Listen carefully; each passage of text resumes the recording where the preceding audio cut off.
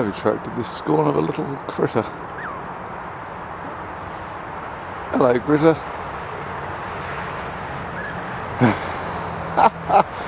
Yes. This is the lava lands, just south of Bend, which puts it about 100 miles north of Crater Lake, something like that. Anyway, it's fairly similar to the other modern volcanic national parks and such like, in that, you know, things like, what would it be, Craters of the Moon in Ohio in the middle of nowhere, or Sunset Crater, which is just north of Flagstaff in Arizona. Okay, these are the spatter cones just north of Flagstaff, that's Sunset Crater. And down there are a load of lava flows. And I sort of came here to fly the plane, but there are thunderstorms around and the wind underneath them is just far too variable. Yeah, it'll gust up to, I don't know, 30 miles an hour at times. Then you get periods of relative calm like this. So you get this sort of smooth lava, which is more flowy, you know, where it's just sort of flowed, stopped and crystallised there. That's called pohoihoi. And then what you'll find is there's lots of this really sharp, aggressive looking broken stuff, which is what you get nearer. Once the lava has cooled down somewhat and it's still moving, it partially crystallises and starts to break up. So you get this sort of effect of a moving red hot slag heap, which then cools to give you all this jagged stuff on top, which is called ah. So very similar to the sounds you make when you walk on it. Anyway, so other features that you get here. There is a cinder cone, which is very much like the one at Sunset Crater, a little smaller. I don't know if this stuff is older or younger. It's certainly got much more green stuff growing on it, although that might just be because Oregon is a wet place. And yeah, over on the horizon there you have some of the big volcanoes, and in the foreground there you have a spatter cone. So the way these eruptions usually go is the first stuff that comes up is the really gassy stuff, and that degasses and forms lots of cinders, pumice-like structures from the igneous magma, and that just piles up and piles up and piles up like a pile of pebbles basically, and that gives you the cinder cone. And once it's mostly degassed, the globs get bigger and bigger, and you get spatter cones, and eventually you get lava flows out of that.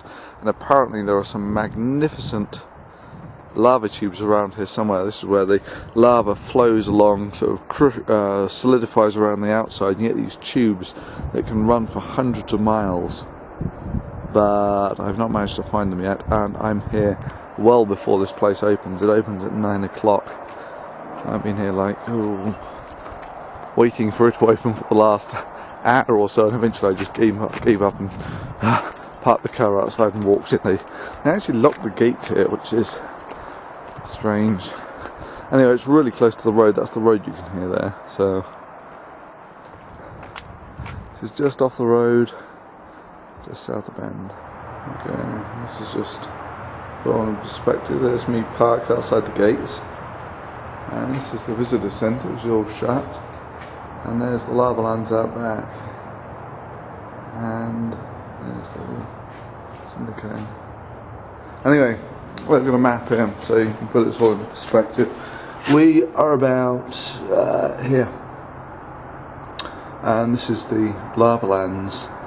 Then down about here somewhere would be Crater Lake, and then up, if you come off from the side, there's something that looks very similar to Crater Lake, and it looks like a collapsed caldera, but the mechanism of its formation is significantly different. As in, this was lots of fractures which had a sort of composite volcano built on it, which then collapsed for another reason which I can't remember. But the thing that makes Newbury Crater interesting is it's got lots of obsidian. So, and the way that you get obsidian is you need lots of silica in your lava, which you'll recall, to get the silica in the lava you need the magma chamber to sit underground for a long period of time, such that it can, all the iron silicates can precipitate out and enrich the silica. And then you get these, when that comes to the surface, if it cools quickly, you get obsidian, which is volcanic glass, which is actually quite rare. So in the lava flows here, there is actually lots of obsidian, which makes it really rare.